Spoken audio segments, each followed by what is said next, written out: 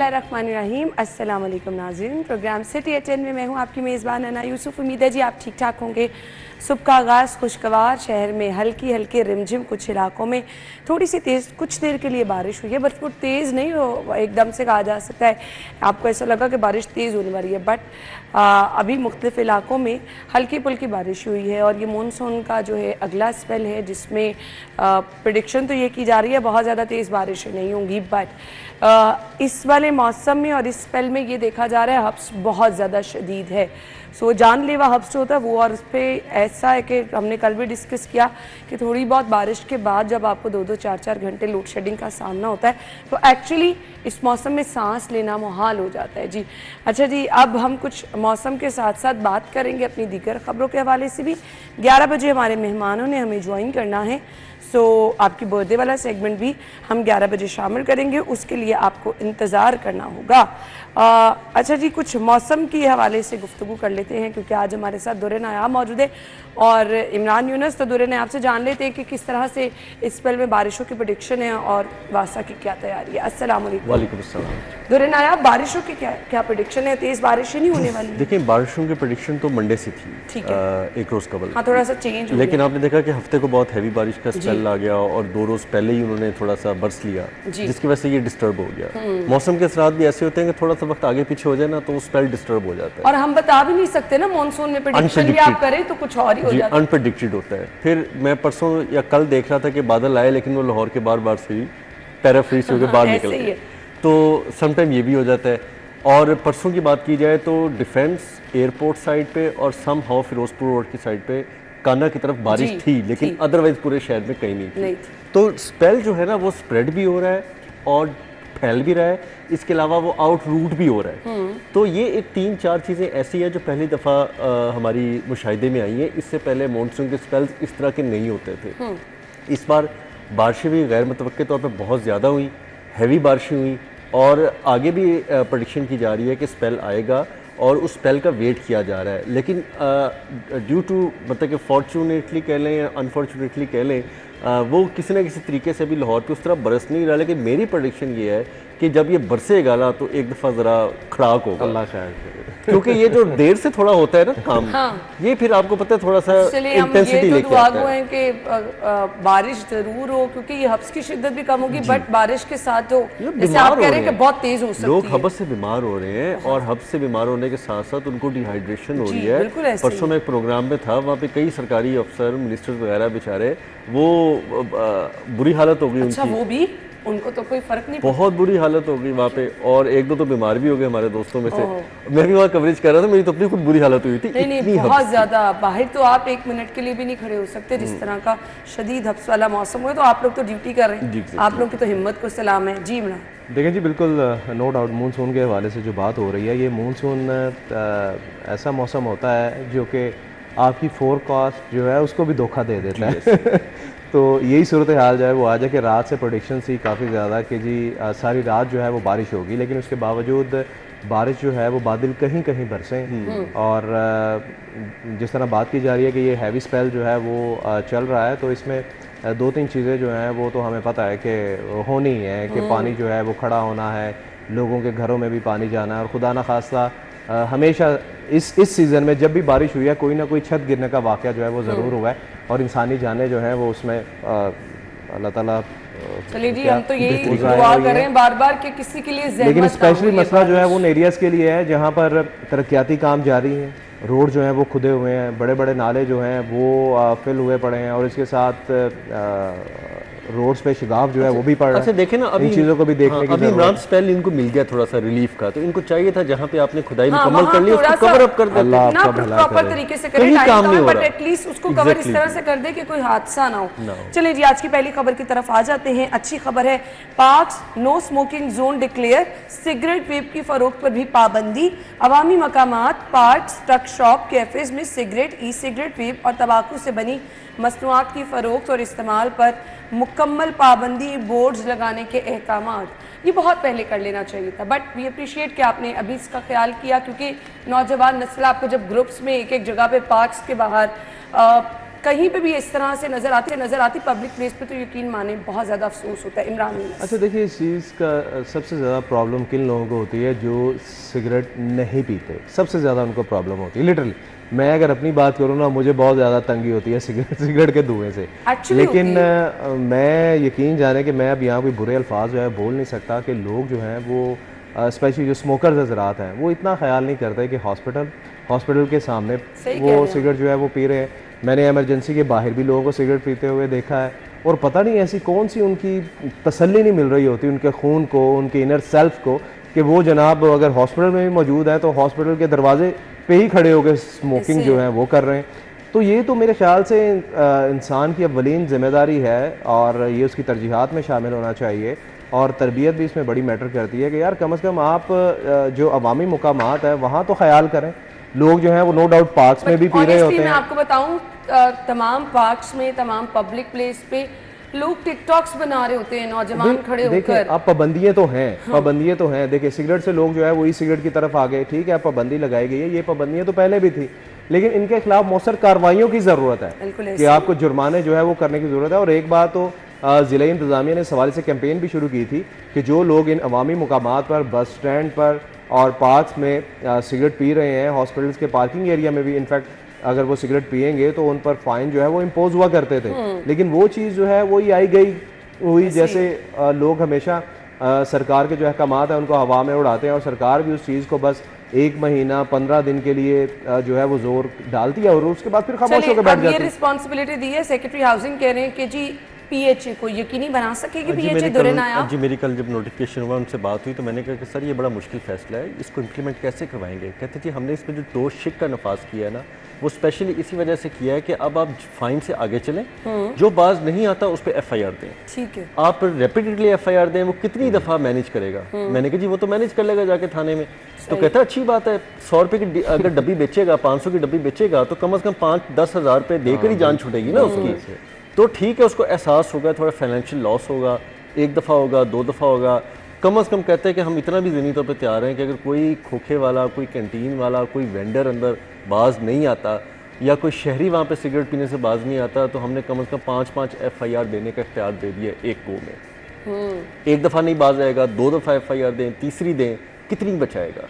आखिर तो मामला होंगे ना, और ये इतना आसान मैं आपको बता दूं नहीं होता। जब एक बंदे पे FIR हो जाती है, उससे निकलना, वकील करना, फिर आगे चलना, पुलिस को पैसे देना, 100 किस्म के मामलात हैं, आगे ले दे के जान तो छुटती नहीं है यहाँ से। अगर किसी थाने में वास्ता पड़ जाए तो आखिर तो कोई शर्म दिलाने का एक लेवल है ना। अगर वो उससे भी आगे चला जाएगा कि उसको इसके बाद भी कोई फ़र्क नहीं पड़ रहा होगा तो फिर उसका अल्लाह हाफिज़ हो सकता है।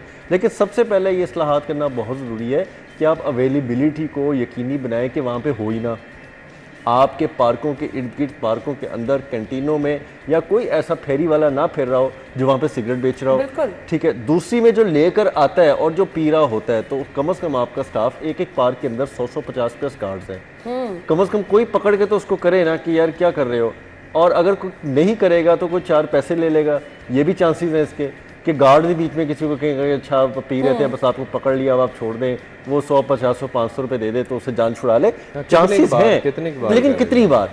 अच्छा, उसके बाद जो सबसे इंपॉर्टेंट इस नोटिफिकेशन में चीज़ है ना, वो तो चले हेडलाइन में उस तरह नहीं हो सकी, वो ये है कि पार्कों के अंदर प्लास्टिक, ये सबसे अहम चीज़ है, या इस किस्म का कोई बोर्ड या कोई स्ट्रक्चर अवेजा नहीं किया जा सकेगा आज के बाद जो पहले होता था। वहाँ पे लकड़ी के बोर्ड इस्तेमाल होंगे, या ऐसा कोई मटेरियल यूज़ होगा जो डिग्रेडेबल होगा, या कोई ऐसी चीज़ यूज़ होगी जो माहौलियात के लिए नुकसानदेह नहीं होगी। इस नोटिफिकेशन का दूसरा पहलू ये भी था, उसमें ये भी इंश्योर किया गया है। और अब 10 रोज़ दिए, उसके बाद इंस्पेक्शन स्टार्ट होंगे। इस तरह के डिसीजन हम भी देखेंगे, अगर कोई पिएगा तो हम भी वीडियो बना के, क्योंकि पिछले दिनों में गुजरा तो मैंने देखा कि रेस कोर्स के अंदर कुत्ते फिर रहे थे, तो मैंने स्ट्रे डॉग की वीडियो बना के मैंने खबर भी दी, तो फिर हम भी फॉलो करेंगे इंशाल्लाह। लेकिन अमल अच्छा है, इसको एक दफ़ा तो हमने अप्रिशिएट करना चाहिए, बाकी देखते हैं कि कौन किस तक। अच्छा, थोड़ा सा ना मेरे ख्याल से अपने घरों में भी पेरेंट्स को भी चेक एंड बैलेंस रखने की ज़रूरत है। बहुत सारे घरों में वालिदैन को पता ही नहीं है कि उनके बच्चे स्मोकिंग कर रहे हैं, उनके बच्चे वेप पी रहे हैं। बहुत सारी एकेडमीज़ के बाहर मैंने ग्रुप्स में खड़े हुए बच्चों को देखा है, तो फिर दिल बहुत परेशान होता है। तो इस अमल में ना पेरेंट्स को थोड़ा सा ख्याल रखने की ज़रूरत है, अपने बच्चों पे नज़र रखें। इस एज के ख़ास तौर पे बच्चे जो हैं उन पे नजर रखना बहुत ज्यादा ये पॉसिबल नहीं है। मैं एक निजी यूनिवर्सिटी के पहलू में रहता हूँ, वहाँ पे 99% लोग नशे करते हैं, और जब हमारी सोसाइटी का या कोई गार्ड उनको रोकता है तो उनके पेरेंट्स कहते हैं जब हमें कोई इतराज़ नहीं तो आपको क्या तो इतराज़ है। देखिए, हम अगर पार्ट्स में और पब्लिक प्लेस पे इन मकामात पे, तो फिर तालीमी इदारों में मैं कौन नजर रखेगा? इस किस्म बहुत की बड़ा क्वेश्चन मार्क। रोज इस किस्म की पंचायतें अपने सोसाइटी में सुन रहा होता हूँ कि आज हमने उसको रोका कोई पीने से या पिलाने से, तो अगलों के वालिदैन आके कहते हैं जब हमें प्रॉब्लम नहीं है तो आप हमारे बच्चों को क्यों रोकते अच्छा, हैं? और ये बड़ी मानी तानी यूनिवर्सिटी है इमरान क्योंकि इमरान को पता है यूनिवर्सिटी के साथ प्राइवेट कॉलेजेस यूनिवर्सिटीज में क्या ऐसे भी हालात हैं। पेरेंट्स हैं, ऐसे भी पेरेंट्स हैं, लेकिन आपकी बात ठीक है कि पेरेंट्स को जो है वो खुद अपने बच्चों का ख्याल करना चाहिए। नहीं, बहुत बड़ी तादाद में पेरेंट्स लाइल्म होते हैं। लाइल्म होते हैं। मैं वही बात कर रहा हूँ कि मैं अगर बात करूँ कि हम जब छोटे थे, इनफैक्ट मैं जब कॉलेज जाना शुरू हुआ तब भी मेरी वालदा जो है, अल्लाह ताला उनको सेहत तंदुरुस्ती दे, वो तब भी मेरा बैग जो है वो देखा करती थी वापसी पर भी और सुबह कॉलेज जाते हुए भी। तो मुझे उसमें मतलब को बुरा नहीं लगता था, बल्कि खुशी होती थी कि चले यार, मेरी अम्मा जो है वो वो कहती यही थी कि भाई मैंने तुम्हारे पेन चेक करने हैं, बुक्स चेक करनी है पूरी है कि नहीं, क्या लेके जा रहे हो, क्या लेके आ रहे हो। तो वो ये चीज़ें जो है पहले हुआ करती थी और अब भी करने की ज़रूरत है। वालिदैन को पता होता है। इनफैक्ट सिगरेट एक ऐसी चीज़ है कि जिसका धुआं, जिसकी स्मेल जो है वो कपड़ों से आती है, तो पेरेंट्स जो है वो इजीली इस चीज को देख सकते हैं। जदीद अल्टरनेट आ गए हैं तो बंदा क्या करे, बिल्कुल ऐसे इस किस्म के हैं। और बहुत ज़्यादा लड़कियां और ख़वातीन जो हैं, इवन मैं आपको तो इमरान स्कूल की बात कर रहे हैं, आप अगर पब्लिक प्लेसेस की छोड़ के दफातर चेक करना शुरू कर दें, सही कह रहे हैं, प्राइवेट दफातर के अंदर, कॉर्पोरेट ऑफिस के अंदर, ये अब एक फैशन बनता है, ट्रेंड बन गया ना, तो बस उसको सब फॉलो करते चले जा रहे हैं। खैर, अल्लाह ताला रहम करे जी। हम ब्रेक की तरफ जाएंगे, ब्रेक के बाद आएंगे। Stay with us.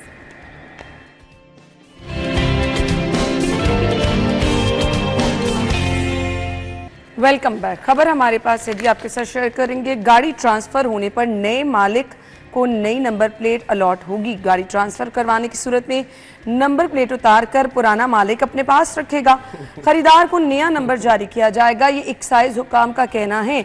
सो अब ये पैसे बनाने का तरीका है या इसका मकसद पीछे कुछ और है? दुर्रे नायाब। अच्छा, ये गैर मुल्कों में तो होता है। अच्छा। और इमरान जो हंस रहा है ना, वो मैंने पिछली बार भी कमेंट किया था कि एक्साइज एक वाहिद ऐसा महकमा है जो देग पुरानी होती है, पकवान नया डालते हैं और वही सब कुछ और आपको इसके किसी प्रोजेक्ट की समझ भी नहीं लगती, आपको किसी की कंप्लीशन होते नहीं देखेंगे। लाखों आज तक नंबर प्लेट्स आपकी अभी तक पड़े नहीं पहुंचे, ठीक है। अब आपने उनको छोड़ दिया है, लाखों में तादाद है कार्ड्स और नंबर प्लेट्स की, वो लोगों को नहीं पहुंचे। आप आज देख के प्रोग्राम करें, आपको धड़ाधड़ लोगों की कॉल्स आती हैं, आपने उनको डिस्कार्ड कर दिया, ठीक है जी। अब आप एक नया चूरन बेच दिया जी कि हम अब एक ऐसा नंबर देंगे जो यानी कि मिस अना यूसुफ के नाम है, तो जितनी भी गाड़ियां वो रखेंगी, चाहे वो बाद में बस ले लें, ट्रैक्टर ले लें, वो उन्हीं के नाम चल रहा होगा। वो नंबर वेस्ट हो जाएगा। नंबर क्यों वेस्ट होगा? अच्छा, वही आप नंबर हाँ जी, दूसरी गाड़ी मैं अपनी गाड़ी बेचूंगा, अगली गाड़ी पर वो नंबर लगा लूंगा दूसरी। अच्छा, तो ये पॉसिबल इस तरह नहीं है कि लाहौर शहर के अंदर अब सिंगल गाड़ी वाला रुझान खत्म हो गया। अब एक घर में 5-5 चार गाड़ियां और एक बंदे के नाम, जितने लोग बाहर जा रहे हैं सबके अलग गाड़ी, एक बंदे के नाम 3-4 रजिस्ट्रेशन है। एग्जैक्टली। आप कैसे करेंगे? फिर टाइप ऑफ व्हीकल्स बहुत चेंज है। एक बंदा, यानी कि मेरे नाम हो सकता है मोटरसाइकिल भी हो, गाड़ी भी हो, कोई चिंची रिक्शा भी निकल आए, कुछ और भी नंबर प्लेट होगी। अब क्या होगा जी, उसकी आपने मैकेनिज्म क्या बनाया है? अच्छा, अब एक घर के अंदर अगर एक ऑनर 5 नंबर प्लेटें रखता है, ठीक है, और 5 मेक एंड टाइप, अब इनको ना क्लैरिटी रखनी चाहिए उसमें कि जी हम एक मेक एंड टाइप पर एक नंबर प्लेट इशू करेंगे। अगर आपने गाड़ी है तो उसकी एक नंबर प्लेट होगी, वही आगे चेंजेबल होती रहेगी, ठीक है। अगर आपने दूसरी मेक एंड टाइप पे बाइक ली है तो उसका एक नंबर आपको इशू किया जाएगा, वही आगे चेंजेबल होता जाएगा। अगर आपने लोडर रिक्शा चिंची है, उसकी एक मेक एंड टाइप की कैटेगरी होगी। अब अगर हमें यह समझ आती है कि इसके अंदर लूप होल्स हैं, इसके अंदर लोगों को क्लैरिटी नहीं दी जा रही, लोग भारी फीसें लेंगे इसी चक्कर में कि जी मैं एक दफ़ा नंबर ले लूं, क्योंकि यहाँ पे ना जज्बाती कौम है, इनको नंबरों से मोहब्बत हो जाती है। वो मेरी गाड़ी थी, वो 747 नंबर की, पता नहीं मैं कॉलेज में था थी वो। अब इस चीज़ को कैश करके आप अब इस चीज़ पे एक नई गेम कर रहे हैं। इसमें मेरा ख्याल रेवेन्यू जनरेशन का भी इन्होंने वाजिया नहीं किया कि अब इस नए पकवान से आपको रेवेन्यू जनरेशन का जो आपने लॉलीपॉप दे रहे हैं वो कितना देना है गवर्नमेंट को, और इससे हासिल क्या है? आप लाइबिलिटी उतारते नहीं, आपके पास वेंडर्स हैं नहीं, प्लेटें बनाने वाले, कार्ड्स छापने वाले, आपके पास हर दूसरे चौथे दिन कोई वेंडर भाग जाता है, कोरियर वाला, वो घरों तक नहीं पहुंचाता, कभी कोई आप दे रहे हैं, कभी पाकिस्तान पोस्ट को कर रहे हैं, और ये भी कि किसी की नंबर प्लेट कहीं पहुंच रही किसी की नंबर प्लेट कहीं पहुंच जाती है। अब तो ये हालत है, आप यकीन करें, मैंने एक लाइसेंस अपना रिन्यू करवाना था, ड्राइविंग लाइसेंस, और मैंने रिन्यू कराया, कई दिन नहीं आया, तो मैंने अपने आईडी कार्ड के, किसी ने मुझे कहा आप अपने करीबी आईडी कार्ड जो एड्रेस है उसके करीबी पोस्ट ऑफिस में जाएं, वहाँ पड़ा होगा। जब मैं वहाँ गया तो इतना ढेर लगा हुआ था, ये वलेंशिया का वो लगता है जो मुझे पोस्ट ऑफिस, जब मैं उसके अंदर गया ना इतना ढेर लगा हुआ था, तो मैंने कहा आप ये क्यों नहीं कर रहे? कहते जी हमारे 3 बंदे थे जो पोस्ट डिलीवर करते थे, ठीक है, अब वो तीनों जो हैं वो रिटायर हो चुके हैं, उसकी जगह नहीं भर्ती हुई, ठीक है। अब हम यही आते हैं कि आपकी तरह कोई आ जाता है तो हम उसके हवाले कर देते हैं। मैंने वहाँ तलाश करवाया, अपना और अपनी मिसेज का लाइसेंस लिया और ये ऑनेस्टली, मैं ईमानदारी से आपको बात कर रहा हूँ, ये मेरे साथ हुआ है।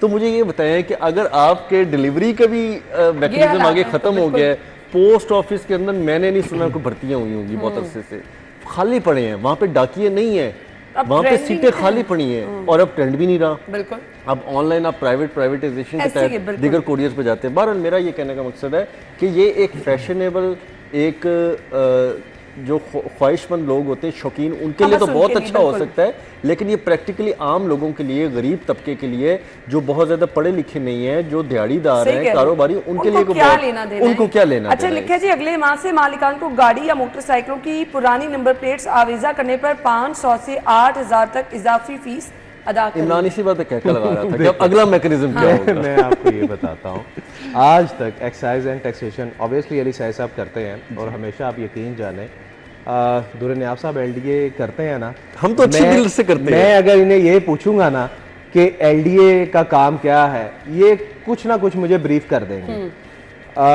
दुर्र नियाब साहब मुझसे अगर ये पूछेंगे कि हायर एजुकेशन का क्या काम है, इमरान कैसे काम कर रही है, तो मैं नो डाउट इन्हें बताऊंगा। अली साई साहब, अल्लाह ताला उनको सेहत तंदुरुस्ती दे, जब भी उनसे पूछा ना एक्साइज एंड टैक्सेशन क्या करती है, वो हंसना शुरू कर देते हैं, और मैं इसीलिए हंसा क्योंकि बिल्कुल मतलब एक्साइज एंड टैक्सेशन को कोई पूछने वाला भी नहीं है। अब आप नंबर प्लेट की बात कर रही हैं, मेरे घर में एक ऐसी बाइक है जो कि मैंने आई थिंक कुछ 4-5 साल पहले खरीदी थी, और वो थोड़ी महंगी बाइक है, आप यकीन जाने, मैंने उसको पाकिस्तान का नंबर लगवाया, एक्साइज एंड टैक्सेशन का नंबर लगवाया, उस पे नंबर प्लेट जो है ना वो ओरिजिनल तो नहीं है, मतलब कहने का मकसद ये है कि वो जो नहीं वो मैंने ओरिजिनल जैसी ही बनवा के लगवाई है, क्योंकि आपका नंबर उसका ठीक है, लेकिन नंबर प्लेट मैंने फेक बना के लगवाई है ताकि गिर ना जाए। उसमें मेरी गलती नहीं है, क्यों? क्योंकि मुझे मैंने पैसे पे किए हुए हैं और 5-6 साल हो गए हैं, मुझे वो आज तक नंबर प्लेट मिली नहीं। तो बहुत सारे लोगों ने मैंने 4 साल तक पीछा किया, पूछा जी वो गई हुई है, बन रही है, पहुंच रही है, भिजवा दी हुई है, कहीं से नहीं मिली।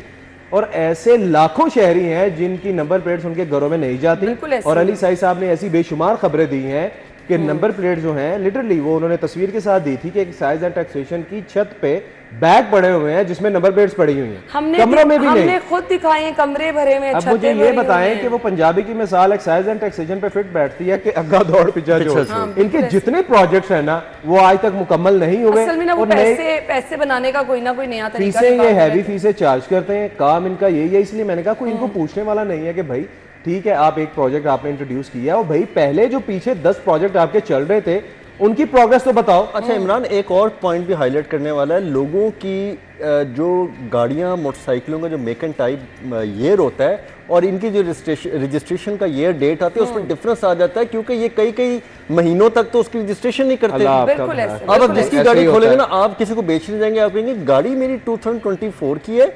25 की है, लेकिन रजिस्ट्रेशन जो है ना वो उसकी नहीं हो सकी थी, वो 26 में चली गई। ऐसे ही है। अब यहाँ पे मेरी अपनी गाड़ी की ऐसे है। इमरान, 1 साल अगर आप आगे चले जाएं, आपकी गाड़ी की जो वैल्यू है वो कम हो जाती है, वो वैल्यू गिर जाती है, वो 2025 की जो लेटेस्ट वैल्यू है वो 2024 की गाड़ी की नहीं होगी। तो प्रॉब्लम है ना ये चीजें, अब इन चीजों को एड्रेस नहीं करता कोई, और बहुत सारे लोगों के लिए ये चीज मसला बनने वाली है। खैर पता नहीं इसका मकसद क्या है। अच्छा जी, प्राइस मजिस्ट्रेट फूड कंट्रोलर्स के तबादलों पर पाबंदी, चीनी बहरान पैदा करने वालों के खिलाफ क्रैकडाउन का फैसला, अफसरान की छुट्टियों पर पाबंदी, कैंट कमिश्नर हेडक्वार्टर में खुसूसी सेल इस पर कायम किया गया है। इमरान यूनुस, देखिए जी, मैं तो वेट कर रहा हूँ कि और कितनी नई अथॉरिटीज़ जो हैं वो आएंगी। बात नई अथॉरिटीज़ या पुरानी अथॉरिटीज़ की नहीं है, बात यह है कि इनके पास अफसरान मौजूद है, मैकेनिज्म मौजूद है, आपने सिर्फ उन पर अमल दरामद करवाना है। मुझे ये बताएं कि आपने ग्राम फरोशी के खिलाफ नई फोर्स जो है वो इंट्रोड्यूस करवा दी है। मुझे ये बताएं कि दुर्निया भी सिटी डिस्ट्रिक्ट गवर्नमेंट करते रहे हैं, मैं भी करते रहे, हमारे दौर में कुछ 125 के करीब प्राइस कंट्रोल मजिस्ट्रेट, इसी तरह दुर्निया जब तक आप उनसे डेली रिपोर्ट लेते रहे हैं ना तब तक आप वो काम बहुत अच्छा करते रहे हैं। बिल्कुल आपको फाइन भी होते रहे हैं, FIR भी नजर आती रही हैं और शहर में ग्राम फरोशी जो है वो कंट्रोल भी रही है। लेकिन उसके बाद हुआ क्या, जब आपने डेली बेसिस पे काम, तो ये डेली बेसिस क्या है, जब आपने डेली बेसिस उनसे रिपोर्ट लेना छोड़ दिया, उसके बाद हुआ क्या, वो भी ठंडे होकर बैठ गए, उनके ड्राइवर उनके मुलाजिम जो है वो जाके देखना शुरू हो गए, फिर वो सॉरी टू से बट वो भी भत्ता वसूल करना शुरू हो गए और उनको भत्ता मिलना लगा। और जो जिसको फाइन होता था 5-10 हज़ार, वो पता क्या करता था, वो कहता था अब भाई मुझे 1 महीने की छुट्टी है और अब मैंने अवाम को लूटना है, और उन्होंने लूटा है। ये हमने खुद देखा है क्योंकि हम डेली मार्केट में जाते हैं, डेली उन प्राइस कंट्रोल मजिस्ट्रेट्स के साथ हम रेड्स करते रहे हैं, हम उनके अहलकारों के साथ रेड्स करते रहे हैं। और जब पूछते थे कि अफसर कहाँ है, जी वो अफसर साहब घर हैं, गाड़ी में बैठे हैं, वो कहीं गए हैं।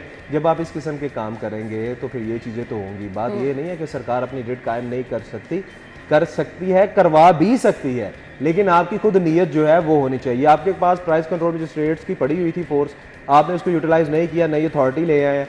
चले इसको भी देखते हैं, ये अथॉरिटी सिर्फ वजन ही है आप पे। जैसे आपके पास पार्किंग का निज़ाम पहले मौजूद था, शोभा शहरी सहूलियात मौजूद था, पार्किंग अब ये अथॉरिटी जो है इसकी फोर्स हमें फील्ड में नजर भी आ रही है, बट उसकी समरात नहीं। और आपके ये जो चीनी बहरान वाली बात है ना, आप यकीन जाने कि टाउन इंतजामिया ही रेड्स करती है और चीनी के गोडाउन जो है वो पकड़ती रही है जहां पर जखीरा अंदोजी हो रही थी, ठीक है, हजारों बोरियां, लाखों बोरियां जो है पड़ी होती थी। और ये लोग कौन थे, आपके डीसी साहब को पता है, ये टाउन वाले लोग कौन थे, ये प्राइस कंट्रोल मजिस्ट्रेट्स ही थे। इनको डेजिग्नेटेड किया होता है एरिया कि आप प्राइस कंट्रोल मजिस्ट्रेट हैं। सवाल ये है कि तकरीबन कोई ये महीना होने को आ गया, हम चीनी बहरान और प्राइस कंट्रोल और ये मसाइल सुन रहे हैं, अब आपकी फोर्स भी मैदान में है, तो अभी तक रिजल्ट कोई नहीं आया इस फोर्स का। रिजल्ट इसलिए नहीं आ सकता कि जो टारगेट्स थे वो अचीव कर चुके हैं। आपकी चीनी जो है वो 200 क्रॉस कर रही है, 173 या 176 जो आपने लगाया उस पर मार्केट में किसी को चीनी मिल नहीं रही, और जो प्राइस हाइक वाला माफिया था वो 1 kg के पीछे 50 से 60 रुपए कमा चुका है। बिल्कुल। अब जितनी इस मार्केट में गुंजाइश थी किसी भी कमर तोड़ने की शहरी की, वो तोड़ चुके हैं कमर। एक शहरी की जेब से जितने पैसे वो निकलवा सकते थे वो निकलवा चुके हैं।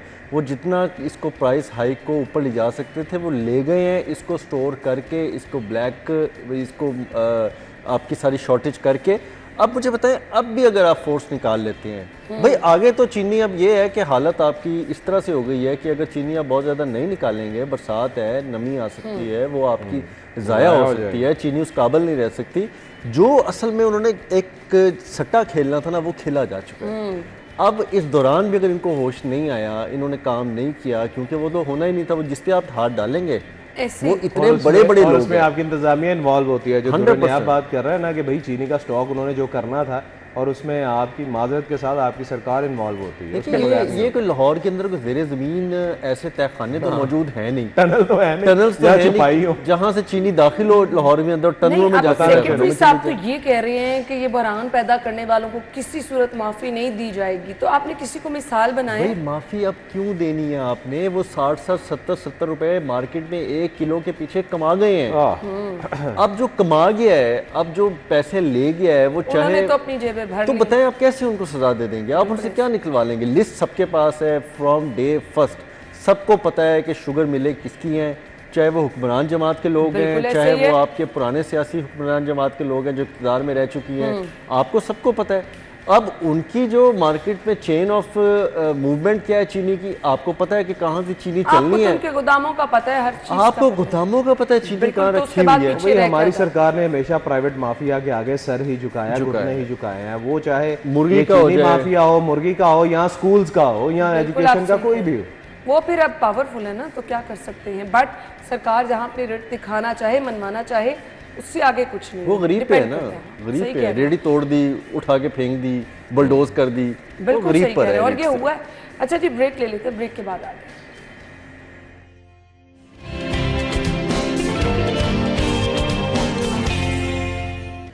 Welcome back. और इंतहाई अफसोस होता है जी इस तरह की खबरें शेयर करते हुए। जिन्ना अस्पताल मुर्दा खाने की बिजली 6 रोज़ बाद बहाल की गई है। अल्लामा इकबाल मेडिकल कॉलेज इंतजामिया को फाइनली होश आ गया। इमरान यूनुस। अच्छा, मैं सुबह रास्ते में आते हुए आप यकीन जाने कि ड्राइव करते हुए आप खबरें शेयर कर देते हैं हमसे डेली बेसिस पे। तो मैंने ऐसे ही सरसरी सी निगाह डाली, आप यकीन जाने मैं बड़ा परेशान हुआ और सारे रस्ते में सोचता ही आया कि इतने दिन मुर्दा खाने की लाइट जो है वो बंद रही है और क्या इन्होंने जो मैयतें वहाँ पर मौजूद थी, जिन लोगों की भी मैयतें मौजूद थी, क्या उनसे पैसे नहीं लिए?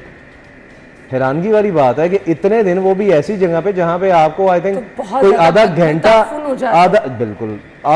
आपको लाइट वहाँ पर बंद नहीं करनी चाहिए और आप वहाँ पर इतने दिन जो है वो तकरीबन एक हफ्ता आपने लाइट जो है वहाँ पर बंद रखी है, बहाल ही नहीं करवाई।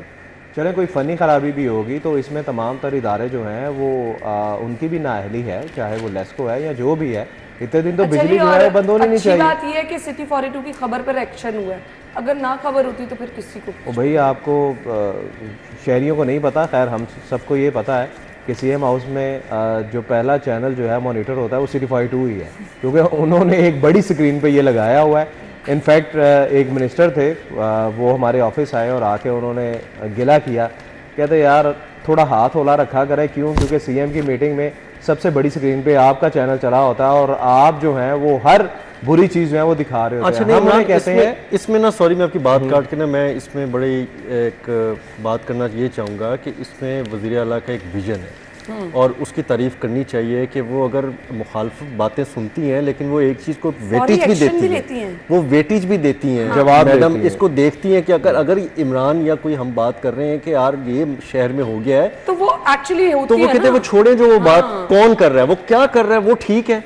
अगर वो ठीक है वो मौके पे पूछती है वहाँ पे, ठीक है, बिल्कुल। और बात इस तरह है कि ये जो बिजली बंद हुई है ये उसी सिलसिले की एक कड़ी है जो आपने भी प्रोग्राम के स्टार्ट पे बात की थी कि यार मसाइल तो होते रहते हैं लेकिन कार्रवाइयाँ क्या होती हैं?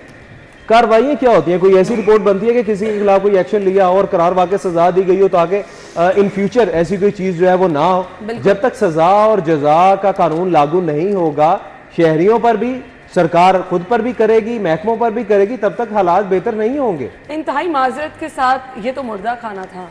हमने कुछ दिन पहले ये भी खबर शेयर की कि चिल्ड्रन हॉस्पिटल में, म्यू हॉस्पिटल में, एमरजेंसी में, आईसीयूज में एसी बंद पड़े हैं, जो नए आए हैं वो लगाए नहीं जा रहे, लिफ्ट्स बंद। फिर हमें फौरन खबर ये आती है नहीं जी आप एसी लग चुके हैं, लेकिन उससे अगले दिन ही जाहिद साहब खबर देते हैं कि एसी तो स्टोर रूम में पड़े। एग्जैक्टली जी, ऐसी अद्वियात भी दस्तयाब नहीं है ना अभी तक हॉस्पिटल में। हम कितना रोना रो रहे हैं, ये सरकार कब की आई हुई है और अभी तक हॉस्पिटल्स में मरीजों को अद्वियात जो है वो नहीं मिल रही, वो अद्वियात जो कि फ्री हैं और मिलनी भी चाहिए। हॉस्पिटल के मेडिकल स्टोर से मिलनी भी चाहिए, इमरजेंसी में मिलनी चाहिए, वो आउटडोर को छोड़ें, इमरजेंसी में जो अद्वियात मिलनी चाहिए वो भी पेशेंट के जो लवाकिन है वो बाहर से लेकर आते हैं। हर हॉस्पिटल में ये हाल है। अच्छा, हमें ये पता लगा था कि मैडम जो है ना वो बहुत बरहम होती हैं वज़ीर आला, जब हेल्थ की कोई इशू की खबरें होती हैं या वो बहुत ज़्यादा जो है ना वो अपने वुज़रा से पूछगछ भी करती हैं और बाज़ औक़ात वुज़रा जो है ना वो भी ले जाते हैं कि यार हम पे ये पर्सनल अटैक हो रहे हैं, हमारी कोई इज्जत वो नहीं की जा रही, क्योंकि जब पूछा जाता है पूरी काबीना में ब्यूरोक्रेसी बैठी होती है, बाकी मामलात होते हैं और पिछले दिनों जिस तरह वो अग्रेसिव मोड में खुद भी अस्पतालों में गई हैं तो हम इसको अप्रिशिएट करते हैं। हम कहते हैं जी इज्जत आपके काम से होनी चाहिए। अगर कोई काम नहीं करता महकमा, वहाँ पे इतने ज़्यादा मसाइल हैं, वहाँ पे चीज़ें मौजूद हैं, लोगों को अद्वियात होने के बावजूद नहीं दी जा रही, एसी समेत दीगर सामान पड़े होने के बावजूद वो इंस्टॉल नहीं किया जा रहा, तो ये एक्सप्लेनेशन होनी चाहिए। अब अगर इसको आप कहें कि इज़्ज़त नफ्स का मसला कोई बना ले कोई वज़ीर या कोई ब्यूरोक्रेट, तो ये बात काबिल कबूल नहीं होनी चाहिए। तो ये एक अच्छी बात है कि जो अमल दखल होता है, जिस तरह हमसे हमारे काम का ऑर्डली बेसिस पे पूछा जाता है, घंटों की बुनियादों में, ये नहीं कि डेली वाला काम खत्म किया, हर 2-3 घंटे बाद हमारी रिपोर्ट ली जाती है कि अच्छा क्या हुआ, क्या किया, क्या, तो वो होना चाहिए ना सबके साथ। अगर हम लोग तनख्वाह हलाल करते हैं तो बाकियों को तनख्वाह क्या हराम करने की कोई इजाजत होनी चाहिए।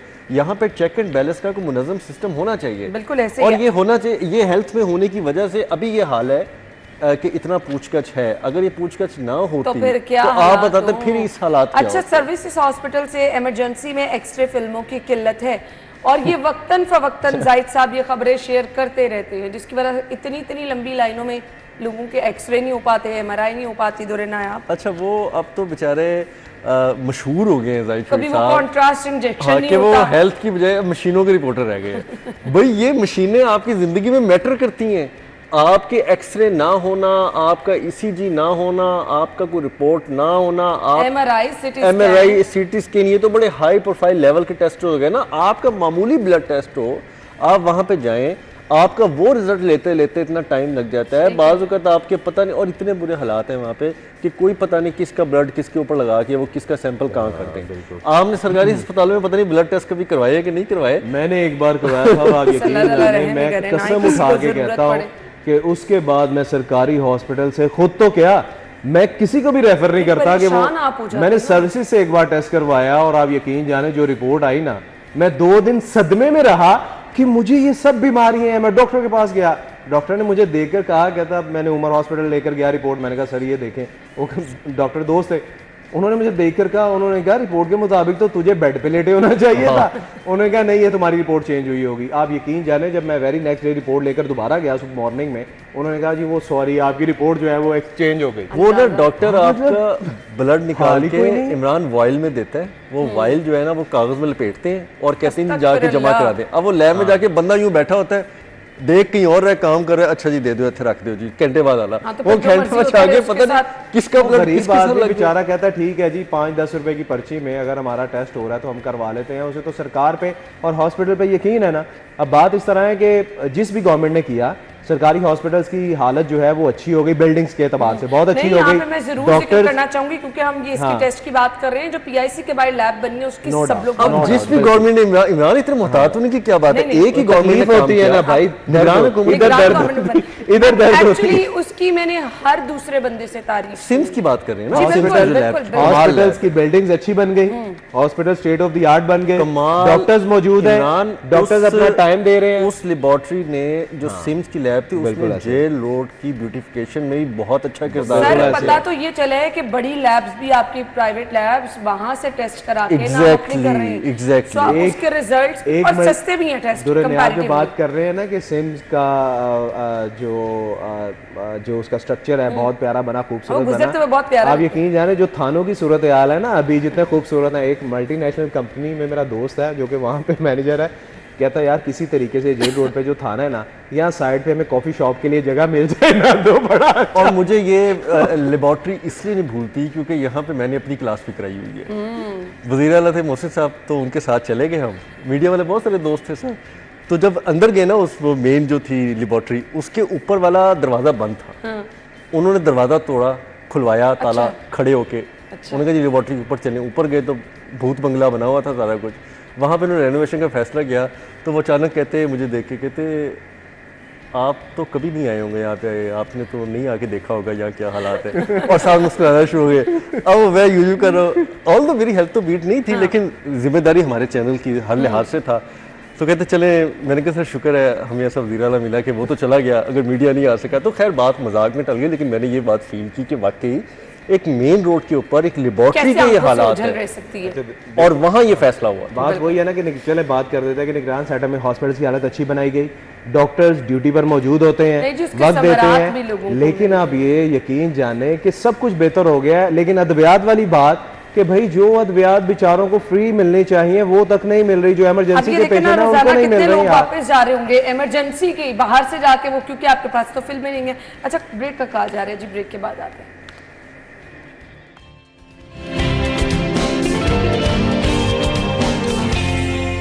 ब्रेक के बाद आपको प्रोग्राम में एक बार फिर से खुश आमदीद कहेंगे जी। अगली खबर की तरफ आ जाते हैं, आपके साथ अगली खबर शेयर करेंगे जी। अच्छा जी, हमारी अगली खबर है जी मिड वाले पेज में और ख़बर ये है जी, फैसल टाउन में सड़क पर शगाफ वासा, टैंकर फंस गया। वासा मुलाजमीन ने 5 घंटे बाद पैदर पे शगाफ। अब तो बारिश भी नहीं इतनी हुई, ये तो बारिशों के दिनों में था। तो ये जब पानी को रास्ता नहीं मिलता, जो मैं हमेशा बात करता हूँ कि आपने नया सिस्टम तो बिछा दिया है, उसके कनेक्टिविटी के इशू हैं, वहाँ पे पानी के फ़्लो के इशू हैं, वहाँ पे उसकी जो एक मूवमेंट है वाटर की आपकी डिस्चार्ज करने की, वो एक फ्री नहीं है, जिसकी वजह से आपने जगह जगह देखा है कि पानी के बहुत नए जो जोन्स हैं वो बन गए हैं, जहाँ पे पानी बहुत बड़ी मिकदार में जमा रहा है। आपके बहुत सारी जगह पे वाटर पैचेस शुरू हो गए हैं, जहाँ पे पानी जो है वो अब मौजूद होता है तो गाड़ियाँ गुजरना मुश्किल हो जाती हैं। जब ये दबाव रहना है सिस्टम पे, तो मुझे बताएं उसने कहीं ना कहीं से तो कोलैप होना है ना। जाहिर अब बात इसको क्राउन फेलियर कहते हैं। बट ये फ्रीक्वेंटली हो रहा ये है, फ्रीक्वेंटली इसलिए हो रहा है कि आपके लाहौर शहर के अंदर एक दफ़ा पूरा सिस्टम खोल दिया गया, अब उसको कभी वहाँ से बंद करते हैं, कभी कहीं से बंद करते हैं। ये इसी तरह है कि कभी यहाँ पे पट्टी कर देते हैं तो ब्लड यहाँ से निकलना शुरू, कोई यहाँ पट्टी कर देते हैं फिर वहाँ से निकलना शुरू हो जाता है। प्रॉब्लम आ रही है, आप जब तक पानी के फ़्लो को प्रॉपर मॉनिटर नहीं करेंगे, आप सीवर लाइनों में पानी के प्रेशर को पूरा नहीं छोड़ेंगे और आगे ब्लॉकेज रिमूव नहीं करेंगे। लाहौर डेवलपमेंट प्रोग्राम के तहत लगाया गया सीवर और ज़ेर तामीर सीवर की इंस्पेक्शन करके जब तक आप उसका फ़्लो मैनेजमेंट नहीं करेंगे, ये सिस्टम को बर्बाद करता रहेगा और कहीं से नई जगह पे जो है वो निकालता रहेगा।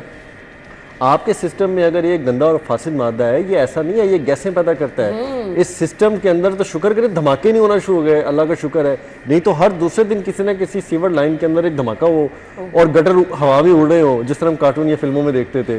तो प्रॉब्लम है ये बहुत ज़्यादा। अब वासा को खुद नहीं समझ आ रहा कि वो जो कट्टा खोल बैठे हैं उसको बांधना कहाँ पर है। प्रॉब्लम यहाँ हो रही है।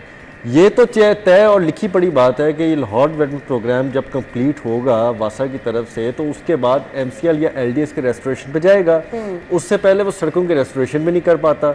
अब एक पोर्शन अगर वो कंप्लीट कर रहे हैं और आगे काम हो रहा है, जब तक वो पोर्शन मुकम्मल नहीं होगा, वहाँ पे पानी चला के उसके फ्लो को मॉनिटर नहीं किया जाएगा, आप उसके ऊपर कंपेक्शन करके दबा के मट्टी को उस तरह किस तरह रोड रेस्टोरेशन कर सकते हैं। फेलियर आ रहे हैं। जौहर टाउन का सिस्टम ये प्रॉब्लम ये है, जौहर टाउन फैसल टाउन इतने मुत्तसिल जितना भी एरिया है 50 साल से ज़ायद इनका सीवर है पुराना। जौहर टाउन का तो 70 साल भी क्रॉस कर गया है, फैसल टाउन का हार्डली को 50-45 साल पुराना होगा। अब वो जवाब दे चुका है, उसके अंदर इतनी सकत नहीं रह गई। अभी भी इन्होंने एक जो बुरा काम किया है वो ये किया है कि ये बहुत अच्छा मटेरियल यूज़ कर सकते थे जिसकी उम्र 100 साल भी हो सकती थी, बड़े बड़े जो वो पॉलीथीन वाले जो फाइबर किस्म के पाइप्स होते हैं, लेकिन इन्होंने फिर कंक्रीट पाइप डाल दिए जगह जगह। ये फिर 5-10 साल बाद बैठेंगे। हाँ बिल्कुल ऐसे ही उनकी एक उम्र होती है। अब ये फैसला क्यों किया गया, कितने पैसे बचाए गए, इसको इन्वेस्टिगेट करने की ज़रूरत है कि अगर वो पैसे चलो बहुत बड़ी एक हुजम में थे फिर तो समझ आती है, लेकिन अगर मामूली डिफरेंस था तो आपने तो लो क्वालिटी काम क्यों किया? बिल्कुल, आप एक ही दफा आपने ऐसा काम क्यों किया जो 10 साल बाद दोबारा आपके आगे खड़ा होगा? दोबारा सड़कें उखाड़नी पड़े। बिल्कुल आपने सही कहा इमरान। कभी देखें ये कहावत जो है मशहूर होती थी कि जल्दी का काम शैतान का, लेकिन अब तमाम जल्दी के काम जो है ना वो हमारे सरकार ने हाथ जोड़ लिए कि मेरा कोई कसूर नहीं है। वो भी अपने फैसले, वो कहता है यार मेरे पे ना डालो अपनी नाअहली मेरे पे ना डालो। होता पता है क्या है, क्योंकि मैंने जैसे पहले भी बताया कि दुर्र ने आपने भी बल्दिया की है, इदारे किए, मैंने भी ये किए हुए हैं। अच्छा, अगर आप इनके वर्किंग को समझे ना, तो होता यह है कि जब भी आपने वटेवर कोई सड़क डालनी है या कोई सेवरेज डालना है, आपने उसको प्रॉपर टाइम देना होता है। ठीक है, अगर आपने सड़क डाली है, उसका जो एस्फाल्ट डाला जाता है उसको भी प्रॉपर टाइम देना होता है और उसके बाद उस पर कंक्रीट और बाकी सारी चीज़ें जो हैं वो डाली जाती हैं ताकि प्रॉपर उसको टाइम मिल सके। लेकिन उसके साथ सेवरेज, जिस तरह दुर्र ने आपने बात की कि अगर आपने सेवर डाला है तो आपने सिर्फ सेवरेज डाल के उसके बाद आपने उसको भर नहीं देना होता, आपने प्रॉपर उसमें पानी चला के उसको देखना होता है भाई कि क्या आया, कि ये ठीक काम कर रहा है कि नहीं। लेकिन माजरत के साथ हमारे होता ये है कि जी बस वो डालते हैं और बजरी सीमेंट डाला और जी बस जी इफ्तिताह कर दिया, तख्ती लग गई जी, ज़बरदस्त जी काम हो गया, वेल्डन वेल्डन। और होता क्या है, आप यकीन जाने, आप भी जिस एरिया से रहते हैं, चूँकि ऑब्वियसली आप भी शुरू से लाहौर की एग्जाम्पल है आपकी, हमने कभी नहीं ये सुना था कि सड़कें बैठ जाती थी या ऐसे शिगाफ पड़ जाते थे, याद होगा ना आपको, हमने कभी नहीं सुना था। लेकिन अब तो रैपिडली ये चीजें जो हैं वो हमारे सामने आ रही है कि जी कभी कहीं से रोड बैठ जाता है, कभी कहीं से। वही जो हम पहले खबर में बात कर रहे थे कि ठीक है, लाहौर डेवलपमेंट प्रोग्राम के लिए अरबों रुपया जो है इनको मिल तो गया, ठीक है, आप सरकार लगाए, लेकिन भाई आप प्रॉपर जो ठेकेदार हैं या आपके जो इदारे हैं जिन्होंने काम लेना है, बटा वो LDA है, टीपा है, वासा है या सिटी गवर्नमेंट है, कोई भी है, उनसे आप जवाब तलब करें कि यार अगर आप ये रोड आप बना रहे हो, ठीक है, या सेवरेज पाइप डाल रहे हैं, तो भाई अगर ये रोड इतने साल पहले से बैठा तो भाई जिम्मेदार आप होंगे, लेकिन वो नहीं करते। अच्छा, आपने एक चीज़ नोट की होगी, इमरान ने भी समनाबाद में, गुलशन रावी में और आपके सब्ज़ाजार में भी देखे, नाले के साथ साथ आबादियाँ कितनी ज़्यादा एज पे आ गई हैं। हाँ, खुदा न खास्ता पिंडी की तरह सूरत हाल नाला लई वाली यहाँ पे कभी अर्बन फ्लडिंग वाली आ गई, तो मुझे बताएं ये पूरी दीवारें अंदर लेके जाएगा कि नहीं लेके जाएगा? नहीं बचेगा। इनका तो ये भी कंट्रोल नहीं है। अब सवाल ये, मेरे पास 1 मिनट रह गया, ये जो लाहौर डेवलपमेंट पैकेज के तहत काम किया सारा, तो ये आने वाले मानसून में क्या पानी सड़कों पर जमा नहीं होगा, क्या ये मसाइल हल हो जाएंगे? चले हम अच्छा, मुझे खबर मिली है कि इमरान की शिकायत उन्होंने सुन ली है। अब वो कहते हैं कि यार ये रेस्टोरेशन है ना रोड्स की, ये MCL से ना करें, अच्छा कि उनका काम बड़ा सब स्टैंडर्ड होता है। तो या ये LDA या किसी और डेवलपमेंट अथॉरिटी के ज़रिए, या कोई अभी बहुत सारी है, CBD है, IDAP है, बहुत सारे ऐसे काम CNW भी कर रही है, तो उनसे करवा लें, इनसे ना कराएं, क्योंकि इनसे वो लेवल जो लाहौर का एक तो रोड लेवल है वो मेंटेन नहीं होना, दूसरा जो स्टैंडर्ड ऑफ रोड है कारपेटिंग का, जिस तरह ये गुलबर्ग के अंदर सड़कें कर रहे हैं, बाकी कर रहे हैं, वो अच्छा एक कारपेटिंग है। अगर आपके सब्ज़ाजार में भी कारपेटिंग रोड किया लेवल और उसका स्टैंडर्ड अच्छा है, लेकिन हर चौथे दिन वो कहीं ना कहीं से खोद के कभी कोई नुकसान को प्राइवेट बंदा कर देता है, कभी कुछ कर देता है, वो होगा। थैंक यू सो मच जी। हेडलाइंस के बाद आते हैं।